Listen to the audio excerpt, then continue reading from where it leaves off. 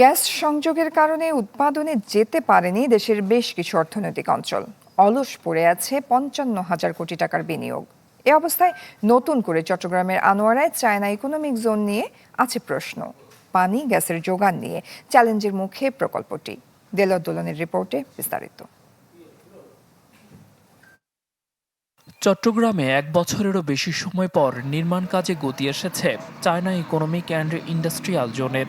সরকার ও বাংলাদেশ অর্থনৈতিক কর্তৃপক্ষ বেজার আশা এ প্রকল্পে আসবে বিপুল বিদেশি বিনিয়োগ, সৃষ্টি হবে কর্মসংস্থান।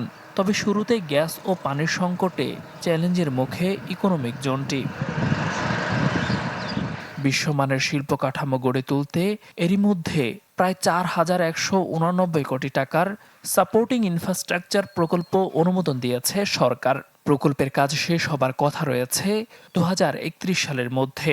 নির্মাণ করা হবে জেটি, ৪ লেনের সড়ক, সিইটিপি, পানি সংরক্ষণাগার, বর্জ্য ব্যবস্থাপনা কেন্দ্র এবং সীমানা প্রাচীর। বাংলা কিউআর যেখানে নগদ পেমেন্ট সেখানে। সারা দেশে ১০ লাখেরও বেশি মার্চেন্টে নগদে পেমেন্ট করুন খুব সহজে।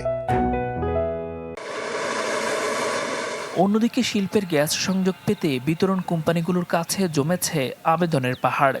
সংযোগ ফি পরিশোধ করেও ৪ থেকে ৫ বছর ধরে সংযোগ পাননি এমন শিল্প প্রতিষ্ঠানের সংখ্যা প্রায় ৫৫০টি।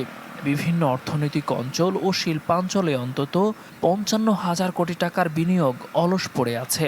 এমন পরিস্থিতিতে চলমান গ্যাস সংকটে China economic and industrial zone প্রকল্পটি কতটা কার্যকর হবে তা নিয়ে উঠেছে প্রশ্ন।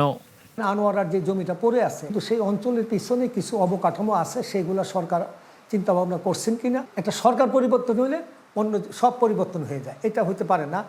কর্ণফুলী টানেল চট্টগ্রাম সমুদ্র বন্দর ও শাহ আমানত আন্তর্জাতিক বিমানবন্দরের নিকটবর্তী হওয়ায় শিল্পাঞ্চলটি কৌশলগত গুরুত্ব বাড়বে। তবে বিশেষজ্ঞদের মতে বিদেশি বিনিয়োগ আকর্ষণে শুধু জমি বা অবকাঠামো নির্মাণই যথেষ্ট নয়, বিনিয়োগের জন্য প্রয়োজনীয় মৌলিক পরিবেশ নিশ্চিত করাও জরুরি।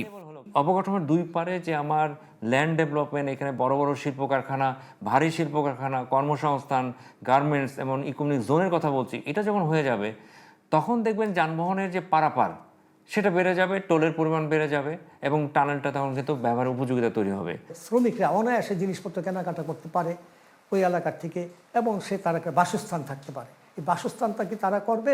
আমার মনে হয় না। প্রকল্প ব্যয়ের প্রায় ২,৪৬৭ কোটি টাকা আসবে বৈদেশিক ঋণ থেকে এবং প্রায় ১,৭২২ কোটি টাকা দেবে সরকার। দেলোয়ার দোলন, চ্যানেল 24, ঢাকা।